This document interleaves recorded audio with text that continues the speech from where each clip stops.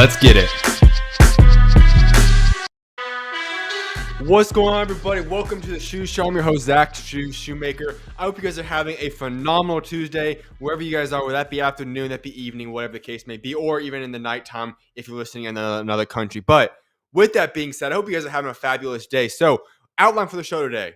I'm going to be having Raymond Ford joining me at the top of the hour. So in about a half hour, Raymond Ford will be joining me on the show. We'll be getting into all kinds of topics at that point in time. Before I get into that interview, though, I'm going to get into some boxing topics that we got to talk about.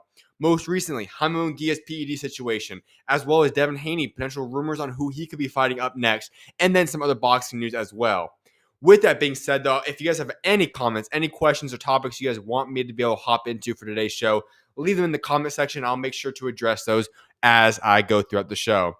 Let's get into the very first thing, though. Came out just about an hour ago. Jaime Munguia's B sample returned and adverse findings for synthetic testosterone on Friday. Sources tell the Ring's Mike Coppinger. Munguia now faces discipline from the BBFC and could see his victory over Bruno Saras overturned to a no contest. I'm going to say this. When this first came out, May 29th, I made sure to clarify this, and I said, listen, I will wait until I slander him up until the point that we know for a fact that he was doing PEDs. Now the information came out. Jaime Munguia was officially on PEDs. And can I just outline this for you guys real quickly? Last year, Jaime Munguia was a part of the biggest upset of 2024. He had to go do the rematch with Bruno Saras. And he needed to do PEDs to beat Bruno Saras. Let me just remind you guys this. Bruno Saras, well, he is a fine fighter. Anybody that watched him fight knows that he's not an elite fighter. You go back to the first fight with Jaime Munguia. Bruno Saras, although fine, he was getting himself destroyed in that fight up until he landed the one shot that knocked out Jaime Munguia. Now we fast forward to the second fight, and Munguia did his job. He looked fine, but we find out he had to go on PEDs. What I will say about Jaime Munguia at this point in time is, listen, this man had a good career. He is a fine boxer. But his career now is in the balance of who knows what's going to happen. He will be facing discipline, and he rightfully should be facing a lot of discipline for his actions. There's no ifs, ands, or buts about that. Jaime Munguia deserves to have legitimate consequences for doing PEDs. And I will say that for anybody. I know a lot of people go out here and say, hey, the same exact thing should apply to Ryan Garcia, to Conor Benn, to so on and so forth. Yes, there should be punishment for PEDs. There's nothing in this world that should be allowed in regards to PEDs, performance enhancements, in the sport of boxing. And I've been very clear about that every time I've spoken on PEDs. What I really want to dive into right now, though, is what is next for Jaime Munguia. Obviously, he will be suspended, and he rightfully so should be. But I think there's a bigger picture here.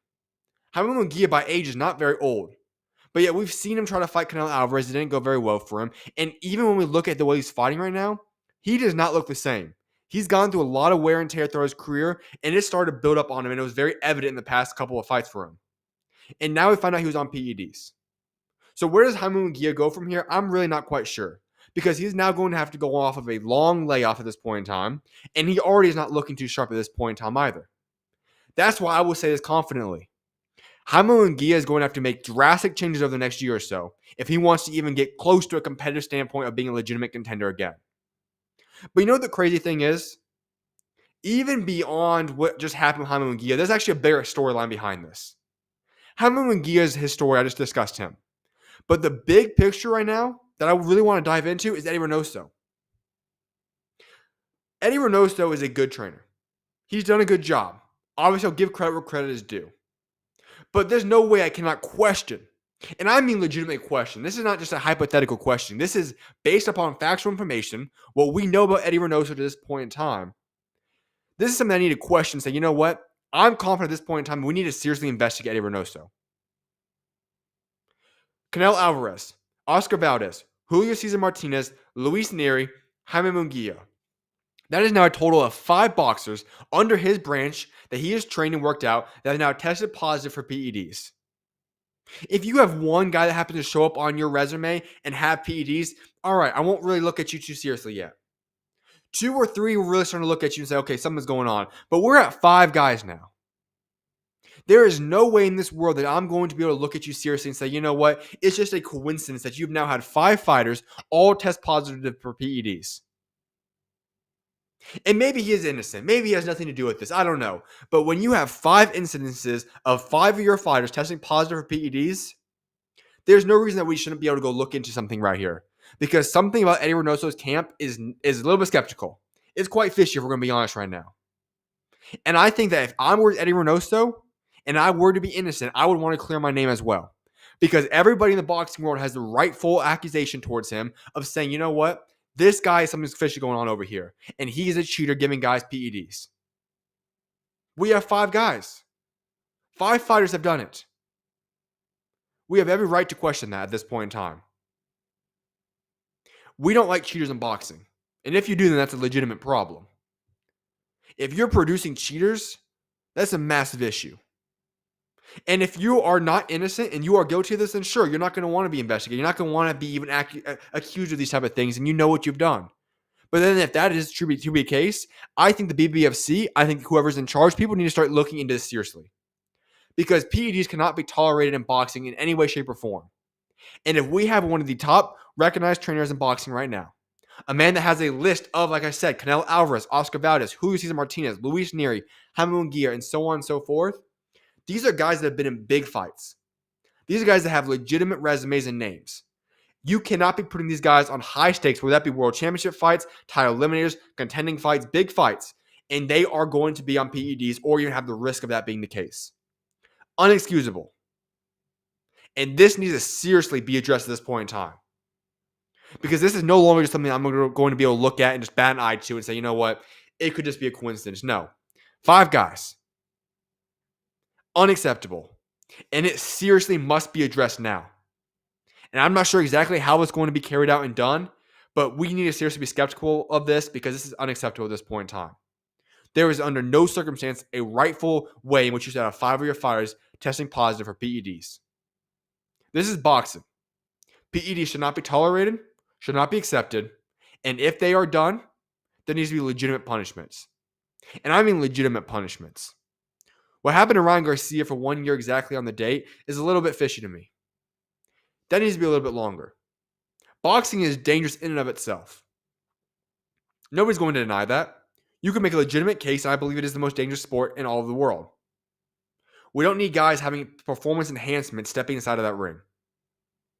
There's no room in boxing for that to happen. He needs to be addressed, and this needs to come to a conclusion ASAP. Other thing I want to get into right after this now is in regards to Devin Haney.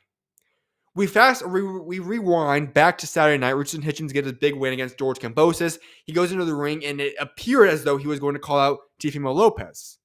But when the microphone turns on and goes to Richardson Hitchens, Hitchens decided to go out and call out Devin Haney. And so it brought me to the question, what is best for Devin Haney going forward? You know, I get it. Devin Haney has been accused, and a lot of people have been attacking Devin Haney's name for quite some time. And I believe a lot of people do have a rightful reason to do so. His performance at the Times Square card was unacceptable. I've given my thoughts on that card.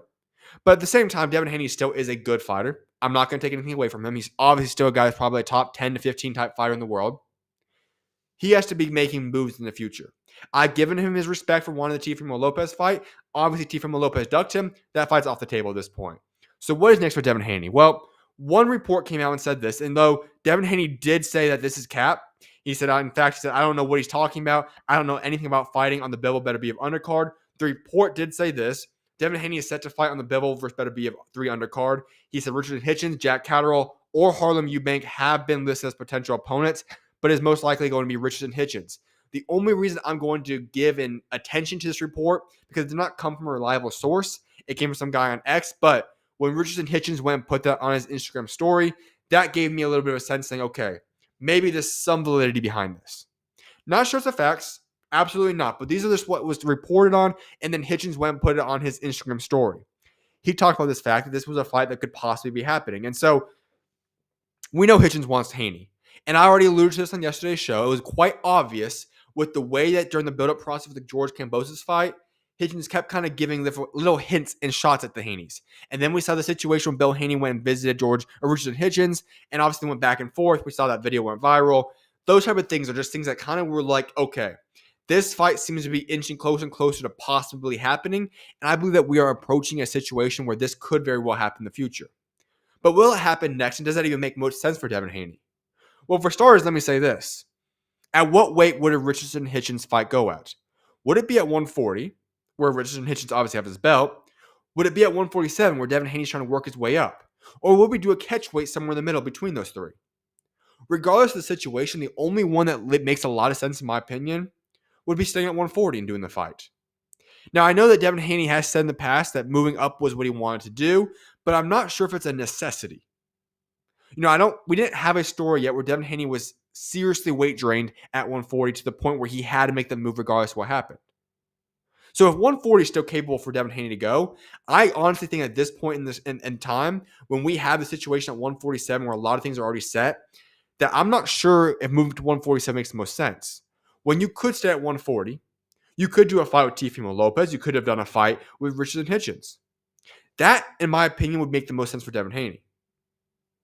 I don't see the rush for 147 at this point in time. You have Barrios Pacquiao fighting. Obviously, I've given my thoughts on that one. Then you have the Crocker and Patty Donovan rematch happening, which will be for one of the belts. You have Brian Nolan Sasaki already fighting on Thursday for one of the belts. And the other belt essentially is going to be with Rolly Romero. Obviously, that could be a little bit open. Who knows what's going to happen. But a lot of things are already kind of solidified at 147. If you're going to go for a financial standpoint, 140 makes the most sense. I would be going all after the Devin Haney-Richardson Hitchens fight. That, in my opinion, makes perfect sense for Devin Haney and Richardson Hitchens. At 140, though.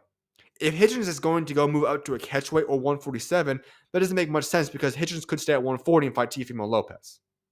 So that's my honest opinion right there. So what is next for Devin Haney? If he does want to go up to 147, the Jack Catterall or Harlem Eubank fights could make some sense. I could definitely see that be in the works. You could also do the fight with Ryan Garcia. Obviously, that was going to be in the works and the plans there. Obviously, I feel like that's off the table at this point in time, but that could hypothetically come back into play with the situation now unfolding at 147. Or you could wait to challenge for the winner of Crocker Donovan. You could go for the challenging the fighter of, obviously, Brian Norman, Sasaki, so on and so forth. There's other opportunities. But if I'm going to be honest right now, Devin Haney, what makes the most sense for him is staying at 140 and making a fight happen there. You should have done the fight with Teofimo Lopez. That made the most sense out of everything. But if you are not going to take the TO fight, then why not just move on ahead of yourself? Go ahead and go fight somebody else. Stay at 140. Go get a fight with Gary Antoine Russell. Go get a fight with Teofimo Lopez or Hitchens. All those fights make a lot of sense right now. Americans, you could do it domestically. Obviously, they're all challenging good fighters as well. If you're Devin Haney, you need to go have a big performance to get your name vibing again. Because a lot of fans in the world right now are going against Devin Haney. So if you're Devin Haney, your main goal right now should be go out there, make a mark, and make a big fight. And show people and remind people, I should say, why you are who you believe you are. I also think, like I said, that Devin Haney is one of the top 10 to 15 fighters. He is still a very, very talented fighter. But he has to go out there and start proving that more. He has to go put away the side of running, just getting in that ring, not wanting to get hit, and go out there and fight his style. I mean the Devin Haney that made himself all the different accolades he's accomplished earlier in his career. Go bring that Devin Haney back out again, if you can. And shut some people up. And the only way you're going to be able to go out there and do that if you're Devin Haney is by making a statement against a big-name fighter, whether that be at 140 or 147. But he needs to go out there and make those moves happen in the near future. And in terms of when he could return to the ring, I do feel like the Bivol Better Beer 3 rematch or trilogy would make a lot of sense for him.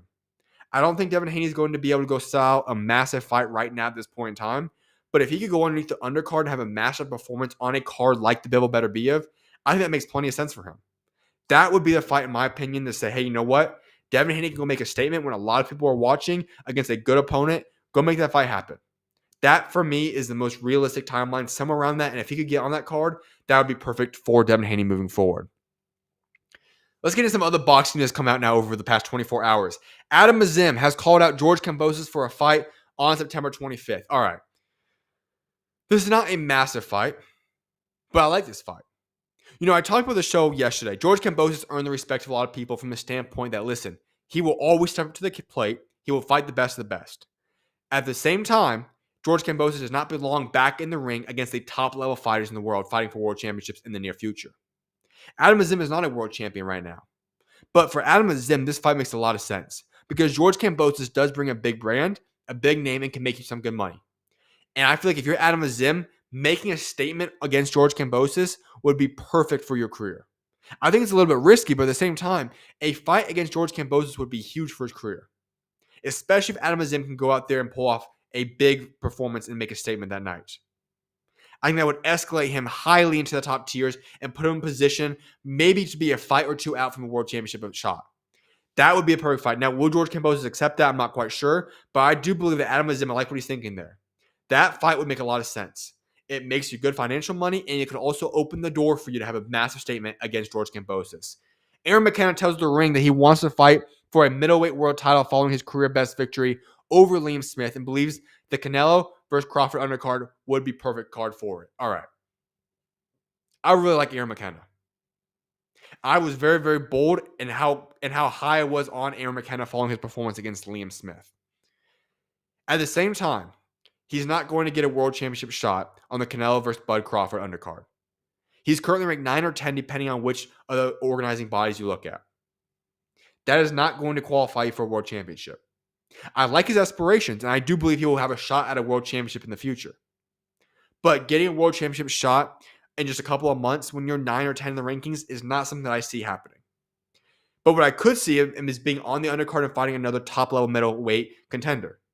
And potentially, if he makes another statement in that fight, then he'd have the rightful right to go out there and proclaim that I want to go fight for a world championship in early 2026, maybe if he can even get in for late 2025. That's what I would do if I'm Aaron McKenna. So I like what he's thinking there, but listen, folks, he's not going to go out there and get a world championship shot in just a couple of months. I don't think that's realistic for himself, but I would like to see him on that card. I was thoroughly impressed with what he did against Liam Smith on the Chris Eubank Jr. Conor Benn undercard, and I believe that he goes out there and makes another big statement here in a couple of months that would set him up for potentially a world championship at that point in time. Other news. Frank Warren has claimed that British cruiserweight champion Vidal Riley has turned down the prospect of a fight with Alois Jr. when Warren's Queensberry attempted to make it. That's disappointing news. I've said since both guys won that Vidal Riley, Alois Jr. is the fight to make. Both of those guys are guys that are set that if they were to fight each other, they would easily put themselves in position to go have a big fight on the world stage. Those two guys are the two guys in the British world scene at the cruiserweight division that are kind of going back and forth of who's ready to make that world stage jump. And that's the only way to determine who's ready for that jump is for them to go fight each other. And so I don't understand why they would not want to make this fight. I've said for time and time again, there's no other fight that makes sense for these guys. Unless one of them have an opportunity to go fight Chris Bellum Smith or a top-ranking guy at cruiserweight or even a world championship shot, then they should go fight each other. That fight makes way too much sense. It'd be an incredible fight, and hopefully Frank Warren and Queensberry can get a deal done to make that fight happen. Because Vidal Riley and Alois Jr. is the fight to make at the cruiserweight division in the British world scene. Also, boxing trainer Steffi Bull has been found guilty of conspiracy to supply cocaine. He faces up to 16 years in prison. Bull trained Terry Harper, Jamie McDonnell, and Maxie Hughes. The BBFC says his license is now under review. Bull denied the charges, but the jury delivered a unanimously guilty verdict after a 4-day trial on February 28th, and he has remained in custody since. He will now be sentenced on August 26th, along with his co-defendant Benjamin Williams. Quite the storyline. Is it shocking? Not too much. I think a lot of people always were suspicious of something going down there, but it's unfortunate. Once again, to have more corruption, more issues within the boxing world. Obviously, this did not necessarily detail too much within the boxing community, but unacceptable. And I'm glad this happened. And if this is to be true, obviously going to get potentially up to 16 years in prison. That is that. I'm not going to dive too much into that because obviously he's already been convicted. I've already given my thoughts on it as a whole when it was going through the process. But he officially is going to be sentenced to prison on August 26th. So that's what's in store for Steffi Bull in that situation. With that being said, though, you guys, make sure to leave any comments in the comment section in the chats, and I'll make sure to address that on the show. I will be going on a little bit of a break right now, and when I return, Raymond Ford will be joining me on the show, and we will be hopping into a lot of different discussions including, I should say, his upcoming fight with Anthony Kikasi, his career to this point in time, and a lot more. So you guys are not going to want to miss the Raymond Ford interview that will be coming up at the top of the hour. So I'll be seeing you guys very, very shortly. Make sure to stay tuned in. And if you guys have any comments or topics you guys want me to discuss on today's show, leave them in the chat and I'll make sure to address them as soon as possible. I will see you guys shortly. And when I return, Raymond Ford will be joining me on the show. God bless you guys.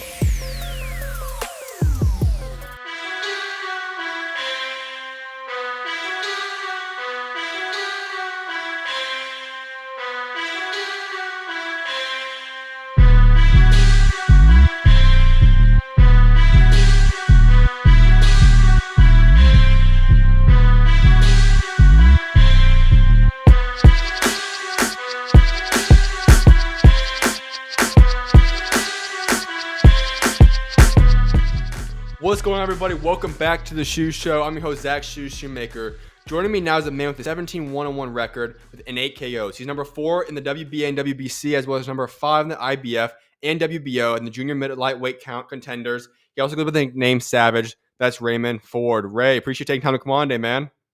Yes, sir. Appreciate you for having me. Absolutely, man. Well, first things first. It's now been announced you're going to be going back to Saudi Arabia to fight Anthony Kakase.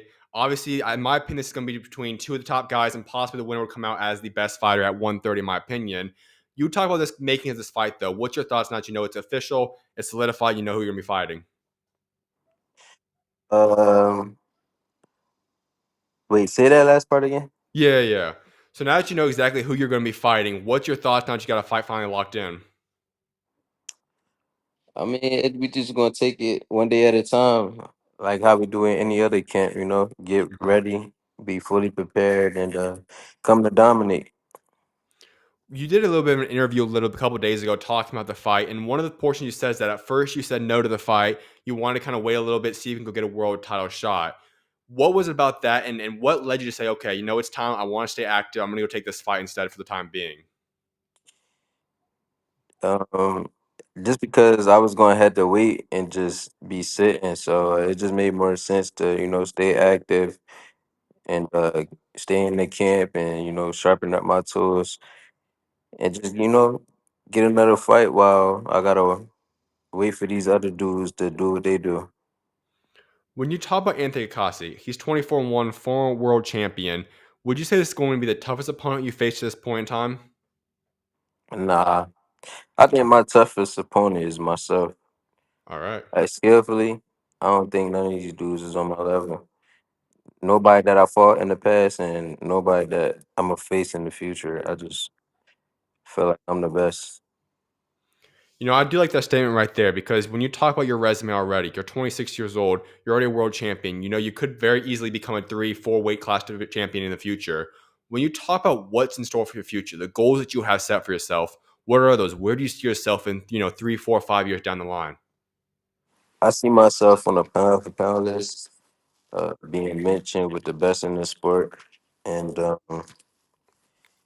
on top of my whichever division I'm in, just being the best in each division and just stamping my name and my legacy.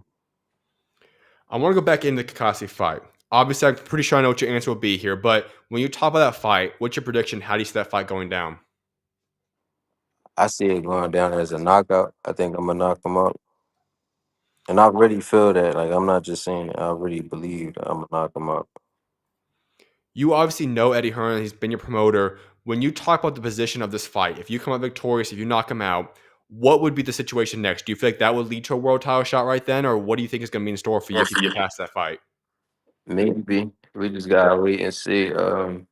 Hopefully, we could get like a title eliminator on the line or something like that. So I could be in line to fight for a world title, like basically boxing these world champions in. But if I feel like if I dominate him and it look easy, people just gonna find another reason to duck me. Hmm. Out of all the champions currently, which one would you want to fight the most? Nunez and Oshaki, whichever, it don't matter which order. Obviously, for Foster, he's going to be fighting Fulton pretty soon, too. Do you feel like Oshaki's going to be the one that comes out and wins that one? I don't know. May the best fan win. So, would you obviously want whichever one wins that fight then? Yeah, All right. In terms of the Sugar Nunez, I know you just met him too, just a couple of days ago at the Hitchens Cambosis fight card. When you looked at him, you kind of went through him and talked about him. What gives you confidence if you guys were to go match up and fight each other? just my skill set. My skill set, I feel like is better than his. Um, yeah, that's pretty much it. I just feel like I'm all around better fighter. He got good attributes to him too, though, but I feel like mine is more superior. Obviously, when the day comes and you become world champion at 130, I know you also said before in the past that you know that 130 you might not stay at that for too long. How long do you think you could be at 130? Is that something you see yourself for a couple more years now, or when do you see yourself possibly moving up to 135? Probably like a year or two. Okay. So you'd want Yeah, to unify the belts first for a little bit at 130? yeah. Try to get like two or three. All right. Well, I want also people to get to know you a little bit better, Raymond, because obviously you have an incredible story to get to this point, become the guy that you are today. And so I know a little about your story is that when you grew up out there in Camden, you're getting in fights about when you're younger, and eventually you end up getting put in the boxing gym. Take us to that. What kind of brought you into love for boxing? A, a kid on my block seen me fight another kid that was from my block. Well, not from my block, but he used to live on my block. But he was like I guess you could say like the bully on the block or whatever. But when I Okay. moved there, I be going right at people, so I don't really be.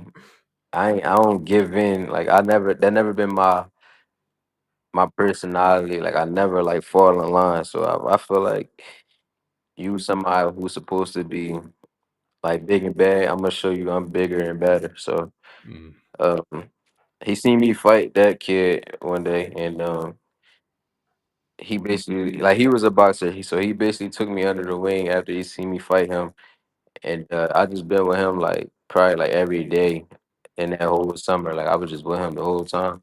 Everybody started like thinking that was my brother, but yeah, he had a boxing when he had a punching bag in his basement. He used to have the mitts and everything, the gloves, everything, and he basically like introduced me to the sport. I'll go to his house, hit the punching bag. I would go running with him, and that's how I started. And what age were you at when this all happened? I was 9 at that time, but Okay. I got into like an actual gym when I was 10. My mom put me in. And so would you say almost your entire life, like you said, I know you grew up kind of fighting in and out the streets and whatnot it was, but did you feel like at 10 years old, then you knew you were going to be destined for greatness, that this was something that you were going to be special in terms of boxing? I wouldn't say at 10, but I say about like around 12. I used Okay. to watch a lot of Floyd, and like I was like real influenced from like his lifestyle, Mm. and I just knew that's like how I wanted to be. Like I wanted to be successful in life. So yeah. As you were going on, then I also want to get into your mom because there was a documentary you did when you signed with Match a couple years ago, talk about the importance she had in your life and just having her be someone that was moving around with you, trying to get you in the best situations, helping you out. How big was she in your life? Mom's just mom. Hmm. Like she always gonna have a special place in my life. Right. That's Mom Dukes. What would you say is the biggest lesson she taught you throughout your life? Uh, In terms of your amateur career, I do want to hop into that as well because you're 2018 U.S. National Golden Glove champion. You had an incredible amateur career. As you were going throughout that journey, then when would you say it did click though for yourself that okay, I know that I'm going to be able to make that pro jump and I'm going to have the type of career that I've had to this point? Say it again. Sorry. Yeah. When you were going through your amateur career, at what point did you feel like it clicked and you said, you know what, I know that I'm ready to make that pro jump. I know that I'm going to have a very successful career. I never like to be honest, I was nervous to turn pro because Okay. I knew it was gonna be like different. That was like the main reason why I kinda like starred when Eddie Hearn DM me and things like that. Cause I was still kinda nervous. And I was young too. I was 18, 19 or something like that. So Hmm. like in my head I'm like, nah, I'm gonna be in there on TV. So that's pressure in itself. It's a bigger stage and then I'm gonna be fighting with no headgear, smaller gloves, and grown men. So that kind of was in my head. Like I ain't want to go in there and then not do what I do. You feel me? Like, that I be Right. doing in the amateurs. I just knew it was gonna be a different game. But as time went on, I started to settle in and get comfortable and things like that. But yeah, I never felt like you never going to really feel like you ready for well for me anyway. Some other people may be different, but Right. as far as myself, I just felt like I was just gonna learn on the job. When did you start to feel like you settled down and it became a little bit easier for yourself when you made the jump to the pro ranks? Um,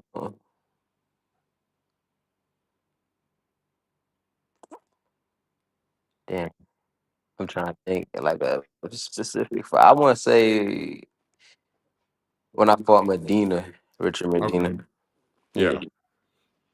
What was it about that fight? Why did you feel like everything just came together and you felt more comfortable at that point in time?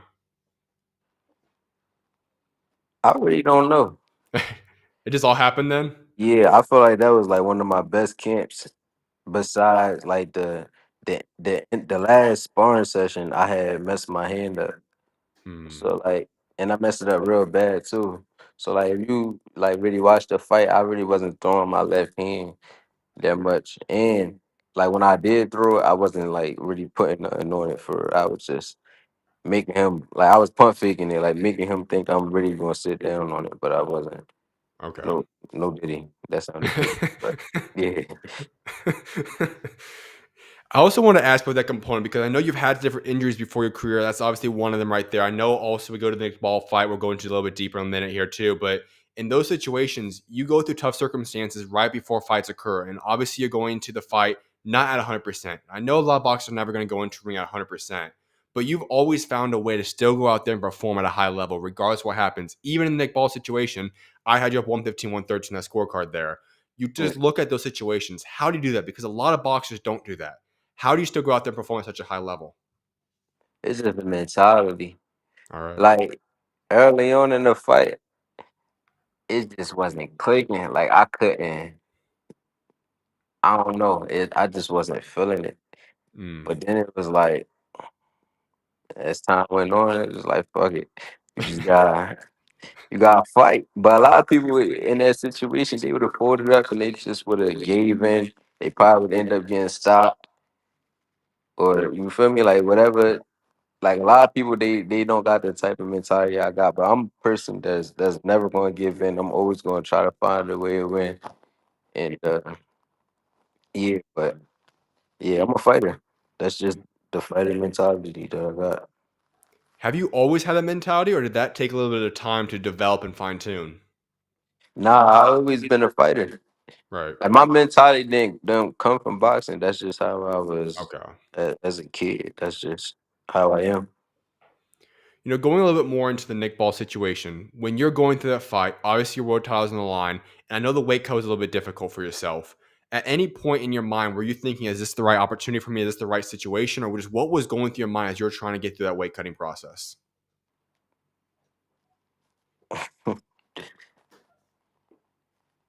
I felt like I could do it like in the beginning of camp, Mm. but like as time went on, it was just like, yeah, I don't know. And then they had me doing too much. I was doing all the promotion and things like that. So I couldn't really like fully lock in how I needed to. Mm. And then when we got to Saudi Arabia, I felt like I was gonna make it out there because it was hot. It was like extremely hot. But Yeah. I don't know, like that last week, the weight wasn't just it wasn't coming off. And I told them like I don't think I'm gonna make the weight. And I took like a day off. Like I guess my body needed rest or whatever because I was training so hard to try to get it off. And I remember Teray, he was like, "That's because you working too hard. You gotta like you gotta relax." Because I'm in my head, I'm just stressing about making the weight. I didn't think I was gonna make it, so I took like a day off. I want to say it was like Tuesday. It was either a Tuesday or a Wednesday. It might have been a Wednesday. I Okay. took like a Wednesday off, and then the next day I got in the tub, and I ended up losing like 2.5 pounds in the tub. Mm. And then the following day after that, I didn't work out. The following day after that, I ain't really eat nothing. I just pretty much just dried out. The next day, I think I woke up like another pound under, and I was just chilling. I was cool because I think I was either I was like 126 point something, Okay. and then I didn't eat nothing that whole day. So what's that Thursday? Yeah, I ain't eat nothing that whole day, and then the next day I woke up under. I was like 125.2. Mm. So I'm like, oh nah. I'm like, what the hell? So then I went to go drink a milkshake. or something. They had like some milkshake or something at the little hotel place we was staying at. I drank one of them, and I think I gained like 2 ounces or something. Mm. And I'm like, damn, I ain't even mean that. That like people probably thought I came in like that on purpose, but I really didn't. It really was the tub that did that. Mm. I wanted to ask about the weight cutting process. I know it's been very controversial the past couple of weeks, especially since the Keyshawn Davis situation happened, and it's the weight cutting process as a whole. And what I respect about you is that you still always want to make weight so far. Obviously, you've done an incredible job at that. How Mm. important is it to you to be able to say, you know what, I'm going to go according to what the rules are, what I'm supposed to go do? How important is that to you? It's, to be honest, it's a lot of times where I was like, fuck it, I'm about to just not come in on weight. But then they started getting to talking about taking money and all that. I'm like, I'm like, nah, I gotta figure some shit out. They ain't about to take, cause I think with the Nick Ball fight, they was telling me, cause when I was telling them I wasn't gonna make the weight, they was talking about like, I want to say like they was trying to take like 50,000 like a half pound or something. It was something like that, but they was trying to take like 50,000 or some shit like that. But I'm like, nah, I ain't. That defeat the purpose of why I came out here. I came out here for the money. It is like if y'all taking it, then it's like I came out here for no reason. I I could know have you. just moved up I know you did say that you knew it was already going to be something that was a little bit. You were iffy to say if you were to make weight all the way back when you first started the training camp for that. So did you here. know heading into the Nick Ball situation that you were moving up to 130 after that fight, regardless of what happened? Yeah, for sure. Okay. That's why I really didn't give a fuck, bro. I went Okay. after the fight. I wasn't sad or nothing. Like I was cool. Mm. I was laughing and everything. Like I ain't after I got my stitches and shit. I was laughing with my team, chilling with my girl, and went home. I was cool. What I'm sure you've rewatched the fight at some point. What did you have the fight? I said I know, and either way, I think the scorecard should have been 115, 113, whether that's for Nick Ball or yourself. Like I said, I had you winning that one. But what is your thoughts? How do you think the scorecard would have been in your opinion? I ain't even scored. I think I Okay. watched it like 2 or 3 times, but I never scored it when I watched it. I just watched it to see like just to watch the fight for real, for real. Like I was a Gotcha. fan. I ain't really judge.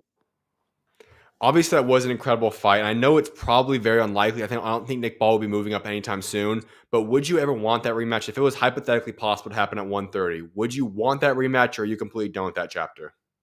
For sure.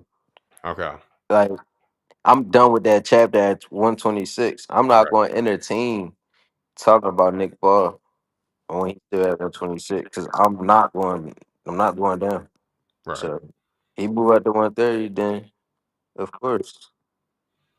All right. Well, I want to go back into where we were before. Obviously, we're talking about your transition point from the amateur to pro ranks, and one of those situations I want to get into was that the Eddie Hearn portion. Obviously, you've had a great relationship with him. How pivotal and how big has he been in your career and helping you kind of grow into the person, the star that you're becoming?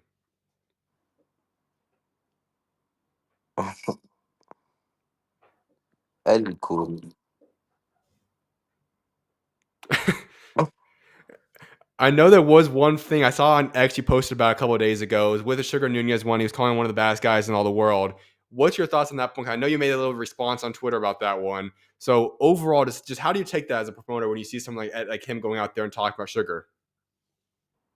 He got to promote his other fighter. Right. That's all. I just seen him promote.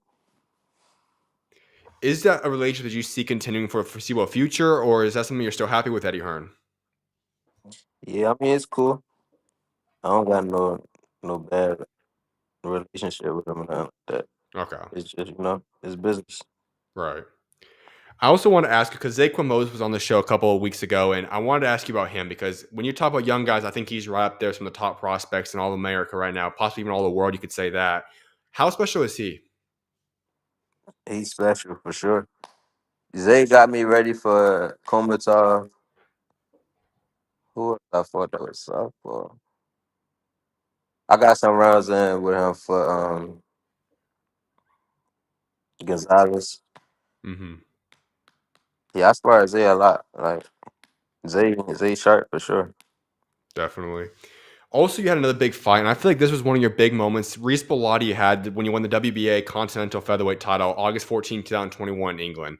Walk Mhm. us to that night because obviously he's put himself back in position. We're seeing how good he is. He's fighting Ryan Gardner now in a couple of months. But when you just talk about that performance, going out to another country, having the performance you had that night, what was that night for you? Like, what was that night like for yourself? The same feeling I had about Reese Bellotti, I got that same feeling about this dude, Kikechi. All Like right. I knew I was gonna knock Reese out. I knew he was gonna get in there and try to get crazy. But the thing about it, Reese Bellotti, and I feel like the same with this dude too.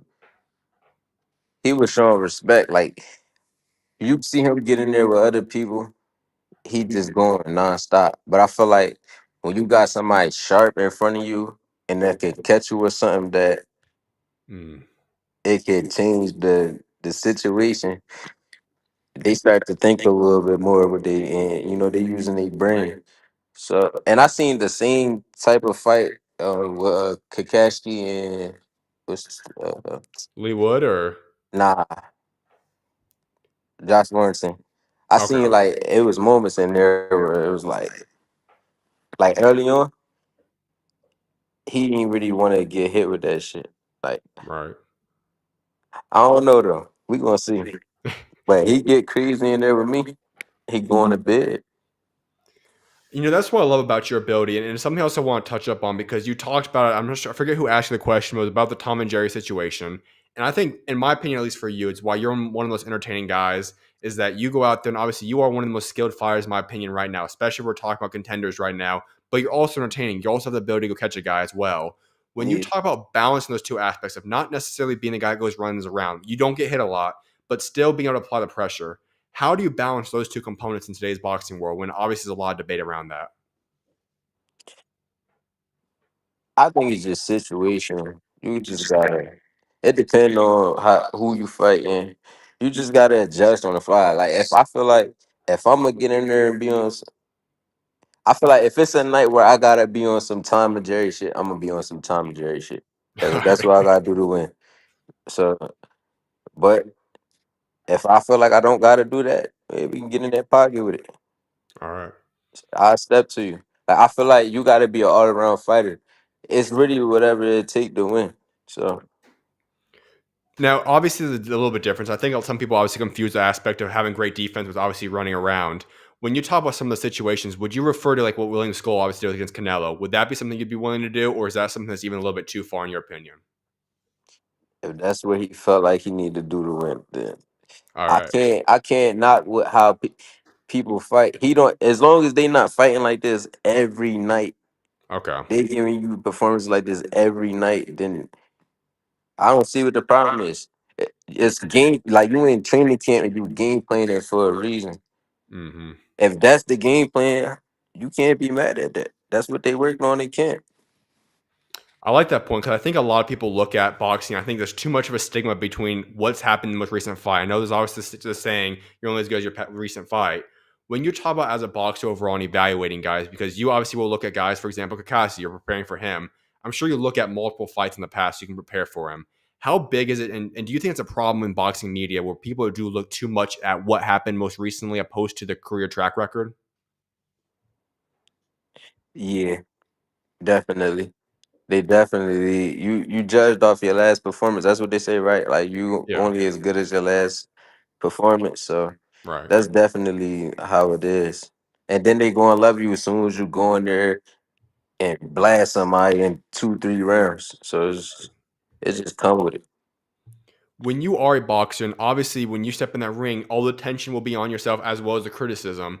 Is that something that's easy for you to balance, or how do you handle having all the spotlight either praising you or going down on you? Is that something that's hard for you, or how do you deal with that? I used to ain't know how to handle that. Okay. Now I don't give a fuck.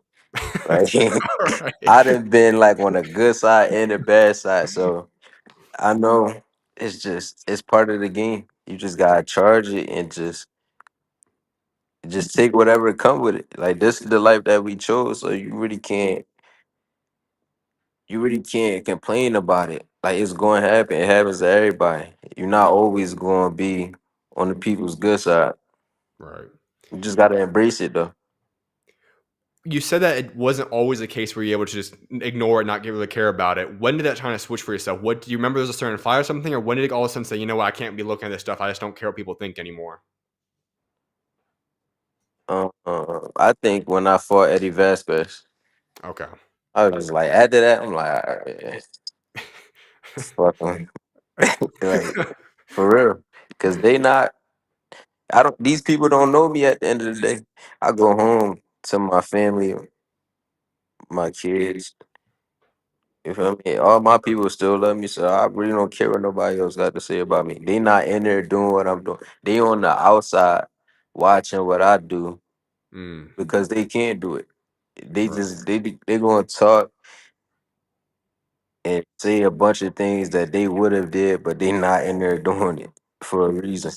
Right. So I think that's a huge lesson. I think that honestly applies to just about anything in athletics, especially. But for over young boxers, how critical is that at your early age to say, you know what, I don't care about the media. I don't care what people are going to judge about me. Sure, I'll look at some criticism in terms of how to get better, but I'm not going to let it impact me as who I am as a person. How critical is that for a young fighter to develop that early on? I mean, it's I feel like it's gonna be different for everybody. You just gotta cause I remember when Shakur was going through it, and this when I was in the amateur, like they was talking about how he ain't really like he not really putting on like crazy performance or whatever. But Right. I just remember him like talking about it and going through what he was going through. And Mhm. I didn't really think it was gonna be like that for me, but like when I was going through it, I just had to go through it on my own. So it's like you can really tell people how to deal with certain situations, but they really gotta go through it on their own. But Yeah. you gotta have a strong mentality. Yeah. You know, you have the nickname Savage, and I think that perfectly suits you and how you fight and your style. But I want to know the backstory. How did that nickname actually come to fruition? How'd you get it? Uh, somebody like one of like the older guys, he used to box too, but he gave me that name. I want to say when I was like probably 13, 12, 13 or something like that. I can't really like remember like why he called me that, why he said it, but yeah, All right. Well, I want to go into probably one of your most notable fights that people remember you for, and that's the Ring magazine where you come out when you win the fight of the year. Obviously, you become a world champion where you win your WBA featherweight championship, KO with 7 seconds remaining in that fight. I want yeah, to know the backstory behind it. That had to be one of the most surreal moments because obviously looking back at the cards, you would have lost in the cards that fight. You KO yeah. with 7 seconds, one of the most remarkable KOs you'll see. What was going through your mind? When I really I was tunnel vision. I ain't really I wasn't thinking about the scorecards or anything. I knew I was gonna have to go knock him out. Especially like how the first few rounds was going. I'm like, yeah, I gotta stop him. Cause I wasn't feeling it. I wasn't feeling it to box and use my legs. And then Mm, like my time was off. Mind you, I was out of the ring for like 11 months. So they made right. me wait, which they want me to do with Nunez too, but Hmm. I ain't doing it. But yeah, so he was like catching me with little shit. Like it's like I seen it, but I couldn't get it out of the way. Like my timing was off. It wasn't clicking. So I just had to fight. Mm, Step to him, get in the inside and break him down. And as like the middle rounds came, I'm like, yeah, I got him. mm. But then I think it was like the ninth round. He came out with like this energy out of nowhere. Yeah. I'm like, yeah, they gave him some shit in that corner for sure. It's hot as fuck. I was beating the shit out of him in the eighth round. I Hmm. think it was the eighth. Yeah, I was tearing him up. And then he came out in the ninth, just what hella energy out of nowhere. But Mm. that moment, that was. that moment going forever be the best moment of my career. Right.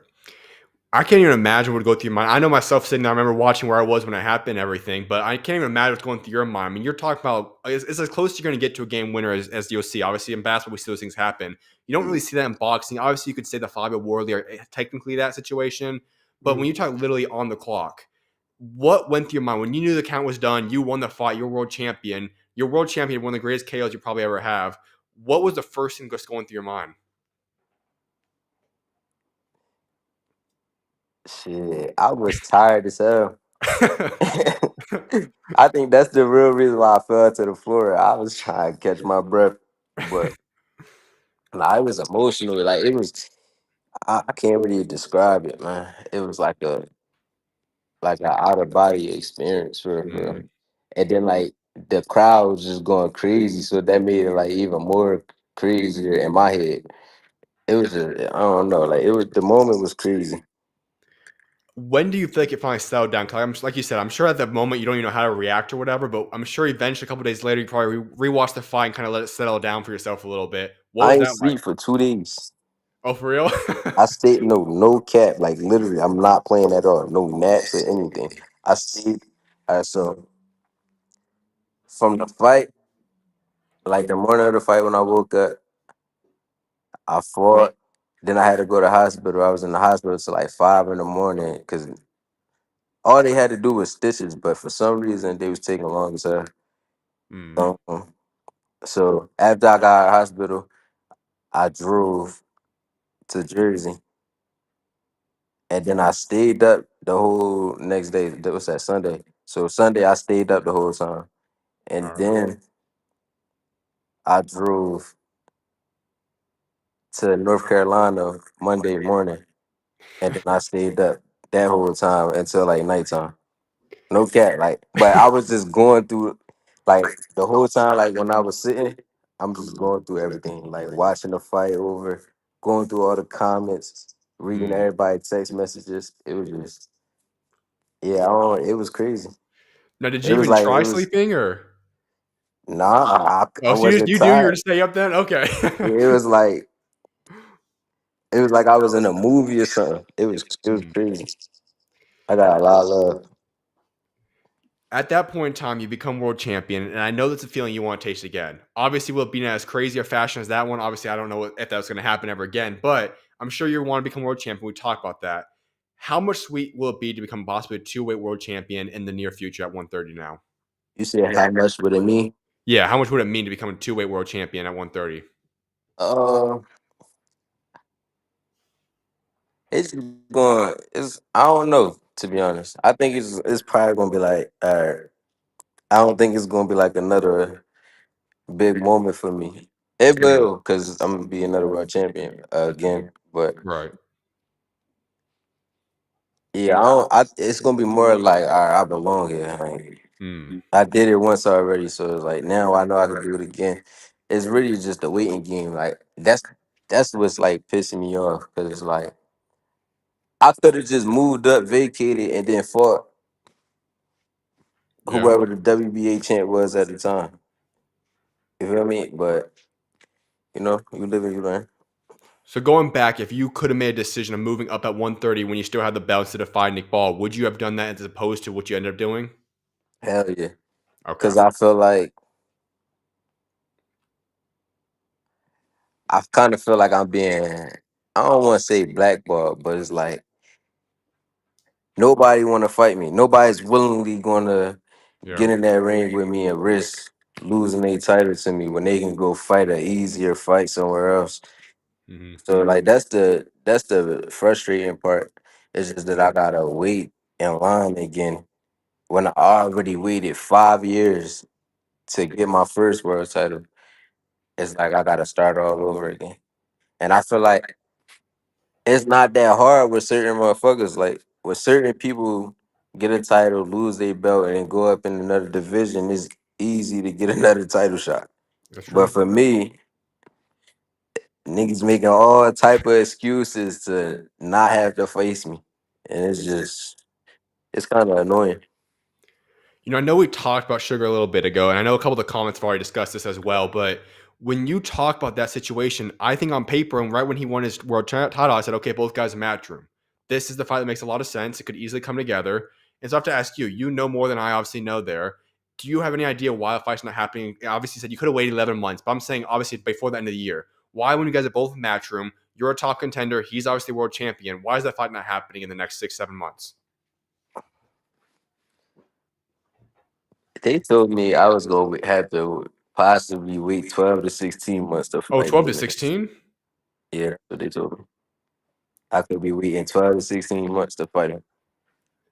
So you really gotta ask the boss man Eddie Hearn or Nunes Camp, and really get to the bottom of that. I can't tell you why. Y'all If know you I'm ready to fight right now. if you were to guess, do you think Sugar does not want to fight you right now, or do you think there's something behind Eddie Hearn wanting to keep him? I know he's probably going to do a Mexico homecoming for him, but is that part of the reason behind it, or what do you who do you think is the main person behind that? I can't say. I don't Okay, want to just put the blame and point fingers at anybody specifically, but fair enough. what I do know is it's not happening no time soon, and it ain't because of me. All right. Well, then we look at the table right now. You're saying that fight could be a long way out. Obviously, you're in fight Kakasi. The plan and goal is to win that fight. I'm sure you want to return sometime before that. Is there another world champion that you think is realistic that we could see? Obviously, we said Fulton will be fighting in the near future against Foster. You have obviously Emmanuel Navarrete. We having his rematch Charlie Suarez. Are any of these things on the table? Are these things you want, or what could we possibly? And obviously, Lamont Roach would tank. Would tank. I don't know what's going to happen there, but could we see one of those? Are those more realistic for yourself? I probably I don't think either one of Shockey or Steve Fulton gonna fight me, Okay. no matter who win that. So I'm gonna just exit that out right now and just take that out my brain. Mm. But I can see like me going the WBA route. I think Lamont probably either going to strip him or he going to vacate, and then who's I think he an interim champ. They're going to end up elevating him, and then I could face him. Okay. So you feel that would be the most likely chance of taking Lamont Roach's belt when that opens up? Yeah. Well, it's Okay. going to be somebody else, but I forget his name. It's The Albert Russian Bot. kid. Yeah, Albert Bot. I Yeah, forgot. Albert. Yeah, that guy. Okay. Yeah, So you feel like that would be the most likely fight opportunity you'd get for a world title then? yeah. Okay. For sure. I think like that's the easiest option should be the IBF route, but like I said, Yeah. so we gotta go a different direction if things don't go as planned. Now, correct me if I'm wrong, but it sounds almost as if your plan would be obviously you have this upcoming fight right now, Kakasi. Your goal is to win that one, getting that belt possibly, and that could No, potentially line wait, you up what belt? the Albert one with going against the for replacing the Lamont Oh Roach yeah, one, yeah, yeah. I WBA. thought you Yeah. was talking about Kakashi belt. Yeah. No. So overall, you'd have those two opportunities, and at that point, that would almost get you in line with potentially finding Sugar than Nunez if he still is champion at that point. Would that be your goal then to go and immediately unify with him? With Nunez, yeah, Yeah. for sure. Okay. Hopefully he take the fight. Now there is a couple comments in here. I do want to address one of this. It's interesting. Obviously, I know you do have ties with Turkey Al Sheikh now, with Eddie Hearn obviously as well. Do you think that could possibly, with the way that he's making fights happen, make one of these fights occur quicker, or do you think that's just not on the table? We just gotta wait and see. I Okay. I think like I go to Saudi, beat the shit out of this dude, and then they could want to see me right back. They could make the Nunez fight. So we just gotta wait and see. Okay. All right, man. We got a few more things before I let you go. One of which is I do know is a few, I think maybe a couple months ago now, but you did discuss the fight that a Lamont Roach fight would be interesting to yourself. Obviously, I think he would be staying at 135, so that'd have to be a little bit down the road. But would that be a fight you'd want to make one day? Yeah, Okay. yeah, for sure. I stated that like even in because I'm not gonna be at 130 as long as I was at 126. Because I Hmm. do want to get up in the mix with those bigger names. So um, I'm trying to do my thing at 130 and then move up and get into the bigger fights. Do you feel like 135 is the weight class that you'll kind of settle down at them for a long time, or do you see yourself even moving up to 140 then right after 135 to a couple of years? It depends. It Okay. depends on who there. If 140, the stack division, money division, then I'll move up there if that's what all the names is. Gotcha. So like I think like towards the end of my career, it's gonna be about the money. Ain't even gonna be about accomplishments anymore because I'm already have For the sure. accomplishments, the accolades and everything. So When you look at yourself, you know your body better than anybody. Obviously, I feel like 135s, you're obviously going to be able to be fine there. 140, I think you could still be fine there. Do you think you could ever push it beyond that point, 147, that ever be on the table for yourself? I don't plan on being in boxing that as long as I don't plan on being in boxing that long for real, for real, to Okay. even make it to 147. I say 140 probably my max. That's four divisions. Right. I'd be cool with that. Makes sense. You said you might not be in boxing forever. What's the timeline? When do you want to get out of boxing by? Like 33. Okay. So you have that number already pretty much set. Is that a reason behind that? Yeah. I just don't wanna I don't wanna waste all my time chasing a dream, a career that I had since I was 10 years old. When there's other things I could be doing, as taking a less punishment, I could possibly be making more money doing it, Right. and I'll be able to spend more time with my kids and my family and things like that. Because boxing take a lot of my time, but I can't do the normal things that Mm. a regular man could do. So I can do other things. I'm not just putting all my eggs into one basket. All right. So post boxing, what does Raymond Ford want to get into? What's the life after boxing for yourself? What's different avenues you want to get into? What things that interest you? I'll say like probably acting, Okay. doing some like brand ambassador, like modeling and things like that for brands. And whatever. Not that, not doing some behind the scenes stuff, like probably managing rap artists or something like that. Okay. So you want to go Cause down I the really rap don't then? I don't like being on the scene for real. Okay.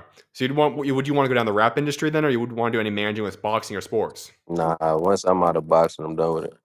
Okay. Gotcha. Well, a couple of things before I let you go. One of which is that I know we kind of skipped through it all, but we were talking a little bit ago about some of your fights, and obviously, in some of them, you've had some issues or whatever the case may be, where you started a little bit slow. Obviously, you can say about the Nick Ball fight and different things like that. When you do go through a situation where you obviously start off a little bit slow, what kind of flips in the switch, and how do you kind of pull yourself out of that and say, you know what, this isn't going to be the story of this night. I'm going to turn up now and kind of flip that switch. You was breaking up a little bit. I got you. I'll say it one more time. So when you obviously talk about some of those fights you've gotten into where you start a little bit slow in those fights and you Yeah. obviously then flip the switch later on, mid rounds, four, five, fifth round, whatever it might be. What flips in your mind and how do you get yourself to pull yourself out of being in a obviously not yourself feeling and turn around? Uh, I want to say it really depends on how my body feel. Mm, Cause like a lot, like whenever I started off slow, cause I normally start off fast. Whenever I start off slow, right. it's mainly got to do with how I'm feeling. But it's not the styles or like they try to make it seem like I can't fight pressure fighters or anything. Every time I get in the ring with somebody, sparring or fighting, they try to pressure me because they can't box with me. Right. It's not gonna be smart of you to sit and try to box with me. So you Hmm. got your best bet is to try to make it ugly, make it rough. But it really just go off with how I'm feeling. I felt like with the Nick Ball fight, I started to loosen up a little bit, like later on. So All right. yeah, but my mentality is always gonna be the same. Like every second of the fight, I'm trying to win. Yeah, I'm never going to go into a fight and be thinking about losing or Mm, thinking about giving in or quitting or anything like that. That's never going to be my mentality. all right. We talk about some of the guys you might want to fight. If I were to say list your top five guys, whether that be at 130 or your future guys that you want to fight at 135, whatever it might be, even maybe 140, like by the time you retire 33, like you said you want to do, who are those top five fights that you want to make be? Uh, Oshaki, just because, and it's not even because he a big nigga, because he really nobody for. All right. I just want to put hands on him because he talks too much. All right. Um, Javante, All right. Tiafimo. Okay. Trying to think. Yeah, that's probably it as of now. So that'd be your three main guys you want to fight then? Yeah. All right. I like it. Well, I got one final question for you, Ray, and that's the question I like wrapping up every single interview with is talking about your legacy. Obviously, you still have quite a few years left in this sport, but when you do put down the gloves, what do you want to be remembered for what you've accomplished both inside and outside of that ring? Being this being the biggest stepper that ever stepped in the ring. All right. The one that for every and anybody I never had picks. I never said no to nobody. I ain't care about the record or nothing. I went in there simply to prove to people that they're not better than me. Absolutely. I love that, man. Well, Ray, I appreciate you for taking time to come on in, man. I cannot wait to see what guys got in store for you on August 16th, man. Keep doing your thing. Of Yes, sir. Appreciate it. course, you always welcome on, man. God bless. You too. I appreciate you guys all for tuning in to that interview. I'll have that clipped up, edited out, and then posted on my YouTube channel very, very shortly. So you guys can make sure to go check that out if you guys have not seen it yet, or you guys caught into the show later on. You guys can also watch the live show replay again. So go check out everything too. But with that being said, that's going to be the conclusion for today's show. I will be back live tomorrow at 3 p.m. Mountain Standard Time for a basketball show, and then I'll get into the boxing show at 5 p.m. Mountain Standard Time tomorrow. So make sure to tune into those shows. I will see you guys tomorrow. May God bless you guys all. Have a great rest of you guys. It's Tuesday, and I'll see you guys tomorrow. SchuZ out.